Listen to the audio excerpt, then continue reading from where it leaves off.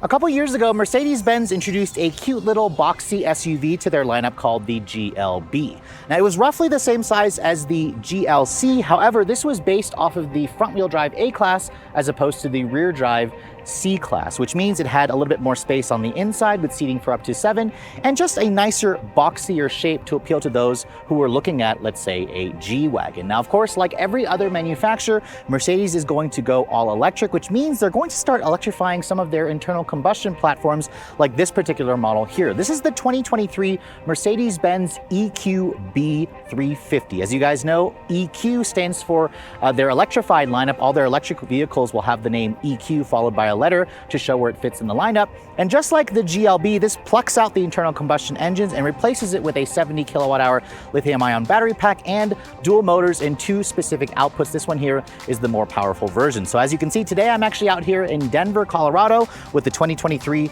Mercedes-Benz EQB 350. And the big question I want answered, if you guys had your eye on the gas-powered GLB, but you wanted to go electric, how does the 2023 EQB stack up? Stay tuned to find out.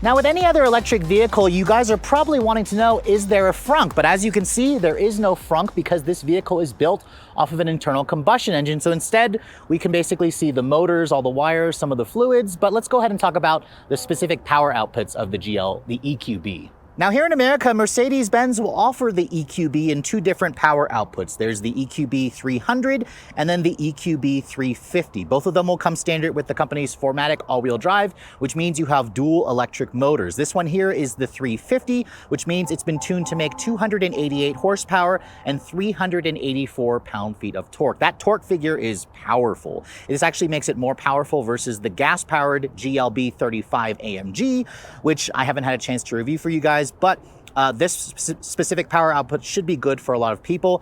The 300 has around 225 horsepower, so not much less, but again, the price difference is going to be right around $4,500. They're all fed through a 70.5 kilowatt hour lithium-ion battery pack, and it's an electric vehicle, so it has a single-speed reduction gear transmission, and like I said earlier, all-wheel drive. Now, Mercedes says the range for the EQB 300 should be right around 243 miles on a full charge, and this vehicle will be able to recharge its battery from 10 to 100% in roughly 9.5 hours when you guys can find a level 2. The level 3 DC fast charging, this vehicle can accept up to 110 kilowatts, which means you can go from 10 to 80% in roughly 31 minutes. Now, performance should be pretty good. The company says this model here should get to 60 in around 6 seconds. It'll reach a top speed of around 100 miles an hour. And sadly, I don't have the curb weight figures, or I'm sorry, the towing figures yet, but the curb weight of this vehicle is right around 3,700 pounds. It's around 400 pounds heavier versus the gas version. Let's go ahead and close up the hood and show you guys the styling of the EQB. Now, this particular one here is painted in a really interesting shade called rose gold metallic. It's very trendy. It's very much going to appeal to probably the target customer for this vehicle. I'll go ahead and I'll say it. This Mercedes-Benz said the GLB said most of their clientele, over 50%, were female. So this color is really cool. I actually really like the lines of this vehicle, especially with the updated styling. Now, you can see it basically got the front end treatment of the EQ lineup. They closed off the grille, as you can see, although there is kind of this like interesting, almost mail slot look to the design. You have the very large and in charge 3-pointed star. This one here doesn't have the illuminated emblem. And then you can see the headlights. Their full LEDs are going to be included as standard. You can see you have an LED daytime running light, turn signal, the LED low beam, and then you have a multi-reflector LED high beam over there. No fog lights on the vehicle. But overall, let me know what you guys think of the styling. I mean, it kind of got the signature full LED light bar across the grille. That's very much a trademark electric vehicle thing here. But I do believe that this car has really nice proportions. Now, looking at the rest of the side profile, you might be mistaken into thinking this is a gas-powered vehicle because it's basically the same size at 184.8 inches long. Mercedes says they actually did stretch the overall length by about an inch. Its wheelbase is around 111 inches long. That's the same size. It's still that trademark boxy look. You can see it's going to give you more space on the inside. It kind of gives it baby G-Wagon looks, which I really like. Looking at the rest of the side profile, you can see here are the 19-inch wheels that you get. They are a really attractive looking wheel. I love the blue that you find in the actual spokes. This is a 5-spoke wheel design. Mercedes will offer an 18 or a 19-inch wheel. Not entirely sure if they'll go larger than that. This one here doesn't appear to have like an AMG package, but you can see it's got the prerequisite black plastic cladding like every other SUV. There's an EQB badge over here. And then you can see it's got well-integrated turn signal mirrors, these really nice roof rails, and then a big panoramic glass sunroof with a lot of the chrome trim along the belt line, along the side sill. And then from the rear here, you can see very much looks like a traditional EQB, but it got a couple of updates here. Like the front end, we have the extended light bar that connects the two taillight modules together. You can see it's got an LED turn signal, LED reverse light, LED brake light. There's an EQB 350 badge along with the 4Matic badge. And then down here you can see well-integrated parking sensors, no visible exhaust tips, but this little chrome piece here tries to almost look like an exhaust. And back here you can see, here's the charge port for the vehicle. It basically replaces the fuel filler. It has these two ports. It's got the J1772, the DC, the combo fast charger. Like I said, this will charge from roughly 10 to 80% in about 31 minutes. So pretty good, although it only accepts up to 110 kilowatt hours, which is kind of slow. Now looking at the cargo area, you can see this started life as a gas-powered vehicle, which means you did get a little bit of compromise in the interior, but it's really not much. You can see with the seats up, this one here doesn't have the third row, which is optional, has around 27 cubic feet of space. If you do get the third row and you have the third row up, I believe it reduces the space to like 16 cubic feet. If you fold down the second row seats, you'll get around a maximum of 57 cubic feet. That's compared to around 62 that you get in the regular GLB. And then underneath here, you can see there is some nice underfloor storage. No spare tire, it looks like, but there is the mobile charger. So the car will come with at least a mobile charger for those of you who want to purchase this vehicle. So Mercedes obviously didn't do too much to the outside to differentiate it from a regular GLB, and they did far less on the interior, which isn't necessarily a bad thing. Before we hop inside, let me show you guys the key fob. This is the current Mercedes-Benz fob. It has the usual lock unlock. You can open up the trunk with a panic switch. No remote start from the fob, but you should be able to access that from the Mercedes Me app, which I don't have access to because this is a press vehicle. But you can see traditional door handles, open the door. My particular tester has the rose gold exterior with the black MB Tex faux leather interior. This is, again, not the AMG line version, so it's not the AMG Sport package. This is more of the luxury-oriented model. But it does have some pretty nice looking interior materials. I really like the way the seats look. They are adjustable in, I believe, 10 different ways. You can see the seat controls are on the door panel. You can see there's some faux stitching with soft touch injection molded plastic on the upper door panels. This really interesting kind of material that's plastic, but it tries to look like almost a combination of like this aluminum textured trim. You have more padding over here. It's hard touch plastic down here. However, remember the GLB or the EQB are going to be pretty low on the totem pole in terms of the hierarchy for Mercedes-Benz vehicles. Now getting in, it's got that really nice typical SUV seating position, so you can kind of get in and you don't have to fall into the vehicle. As I get in and shut the door, the door has a nice solid sounding thunk. This is, remember, built off of a gas-powered architecture. But starting the vehicle up, you can see traditional start-stop button location. It's kind of blocked by the gear selector. But you can see the vehicle comes to life. It has the same chime as the regular GLB. And then the EQB, as you can see, comes standard with the company's twin 10.25-inch displays. You have a 10.25-inch display here and a 10.25-inch display over here. It also comes with wireless CarPlay and Android Auto. I don't have my phone paired up to it right now because this is a very quick little press drive, but you can see the materials on the dashboard. It's a soft touch injection molded plastic with more of that interesting plastic trim. This, however, appears to be real aluminum. It actually does feel cold. I love the way the dash vents look. You can also see it's got the same dash design with the intricate LED cabin lighting in here, which is really nice. Lots of piano black plastic that's going to attract a lot of fingerprints. And then you can see the steering wheel is a nice size. It has the touch controls where you can control the screen over here with that one. You can control the center display with this touch control. You can also use it as a touch screen, which is nice. And then the steering wheel itself, it's manual tilt and telescoping, which offers a good amount of adjustability and range. There are paddles on the wheel, not to control the transmission gears, but to control the regen braking. There's 3 different levels of regen braking. I'll show that in the driving portion. The horn sounds really mean, actually. It sounds good considering the kind of cutesy size of this vehicle. No heads-up display, as you can see. But my tester does have the, I believe, the upgraded premium stereo system, but this is not the Burmester stereo that you can get as part of an additional charge. But over here you can see this is the infotainment system that this car comes with. It's not the newest system that you're going to find in the EQS, for example, but this is their not the latest of MBUX, but it does have the voice commands where you can tell it things like, "Hey Mercedes." Of course, it's probably turned off right now, but it'll probably come on at a later date where it'll annoy the crap out of me. But again, usual different adjustments. You can see seat kinetics. This will adjust the lumbering of the vehicle as you drive down the road, and it'll keep you from getting fatigued. The GPS, you can see there's the Mercedes GPS. It looks pretty good. It's really surprisingly easy to use, and you can also pull the GPS screen in the actual in-center display if you'd like. But I just love how it's a touchscreen, how you can use the trackpad or the touchpad here, or you can also use the pad here, and you can use the voice commands. So it's a little overwhelming, but there's 4 different ways that you can adjust the infotainment screen. Now, put the vehicle in reverse. You can see there's the 360 or the backup camera. It has front and rear parking sensors. My tester does not have a full 360 camera, just a backup camera, but I believe you can get that as an option if you'd like. Down over here you can see there's a USB-C charging port, storage compartment over there.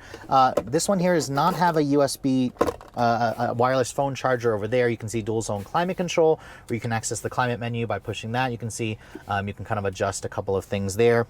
There's a nice little rest here where you can rest your hand when you're using the trackpad, and then there's a volume knob over there, and then your dynamic mode selector. You can see, just like the gas version, there are 4 different drive modes, which I'll show you guys that when we go into the driving scene. Now over here, padded center console, pretty decent sized storage with another USB charging port over there. Over here on the glove box, you can see it's damped but not lined with felt. It's a pretty good size. The seats, like I said earlier, are pretty comfortable and supportive. My tester only has heated seats, but you can see it has 3-person memory on the passenger and on the driver's side. There is a button for cooled seats, but I don't believe they offer cooled seats. I'll have to double check that. I don't think Mercedes is finalized with the options. You can see big panoramic roof. This roof also opens, which is nice. Typically a lot of electric vehicles, the roof actually doesn't open, but you can see, I'll open it up real quick. It just opens up over the front seats, and that's the largest that it opens, but hey, at least they kind of give you that option. So overall, if you like the interior of the GLB, I'm happy to report that everything is kind of carried over here into the EQB, although I do kind of wish that they gave it some kind of differentiation that made it feel like you're driving a little bit more of a special vehicle. The only really way you're going to notice is the lack of a tachometer and the EQ badge that you see where the tachometer will go. Looking at the back seat, you can see the boxy design of the EQB allows for a relatively spacious second row. I don't have final legroom figures just yet, but we'll go with the GLB, which the company says has around 38 inches of legroom. I'd suspect this should be pretty similar. You can see the door panel materials are pretty much the same. You have this injection molded plastic here with the faux stitching, hard touch plastic down here with more of that aluminum look trim. These seats are cool because they actually allow you to recline the seats with the recline, or you can also push it forward and back if you had the third row. This one doesn't have it, so it kind of gives you some adjustability with the second row seats. As I get in, you can see it has kind of stadium style seating, which is nice. Get in and shut the door. You can see there's good legroom for somebody my height. Headroom space is also pretty good, actually, although I'm not very tall, so I imagine those of you over 6 feet, you may hit your head. This roof does take up a little bit of space. You do have rear seat air vents over here. You have 2 USB-C charging ports and an actual 110 or 115 volt power outlet. You have 2 storage nets over there, and then you can see here there's an armrest that folds down and gives you 2 cup holders. So again, one of the nice things about the GLB is the very spacious interior, and I'm happy to see that's carried over on the EQB.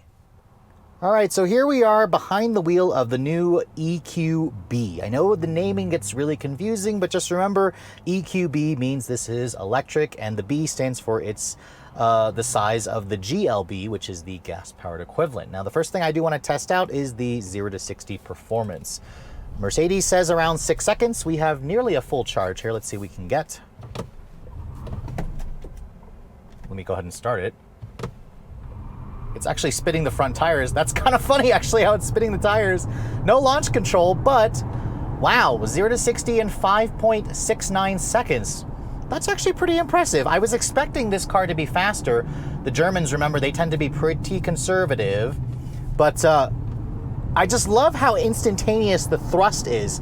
Every time you put your foot down, this thing just kind of pushes you back in the seat. Now, I actually haven't had a chance to drive the AMG version of the GLB. The company claims 5.1 seconds 0 to 60 for that vehicle, but 5.7 for a car like this is very, very respectable. And the beauty about a vehicle like this is it's really practical, it's really comfortable, and now it gives you instantaneous thrust. There's no waiting for that somewhat slow shifting dual clutch to kind of kick in, or there's no waiting for the turbos to spool up like on the GLB 250. So if you guys were looking at a GLB 250, you didn't want to pony up for the AMG, this instantly feels a lot more responsive and a lot more fun to drive versus the gas-powered equivalent.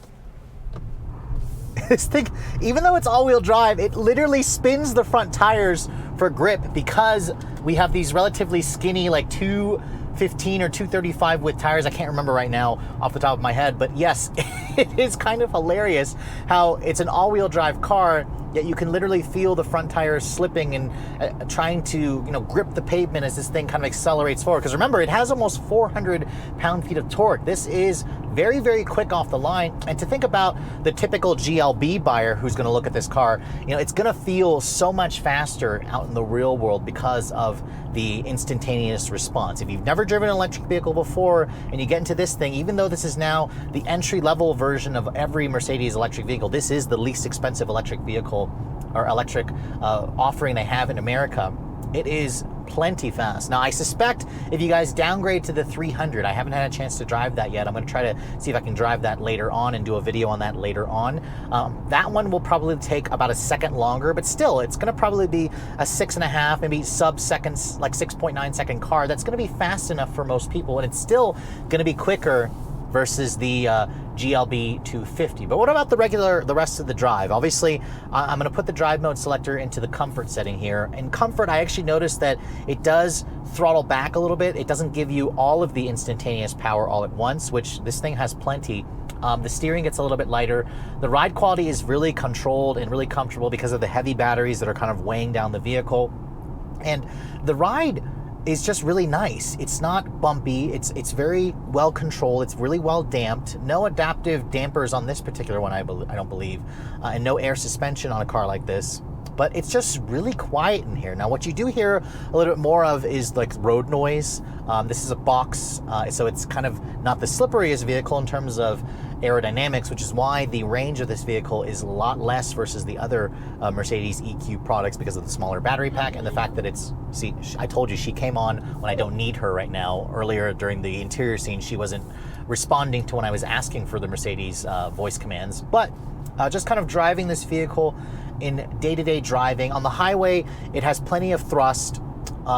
The seats also are really comfortable, and around town, it's also a really easy car to drive because you can see out of it really well. You have good sight lines out of the front, out of the rear, out of the sides. My Tester does have all the driver assistance stuff, but it doesn't have the latest driver assistance tech that you'll find in some of the more expensive Benz products.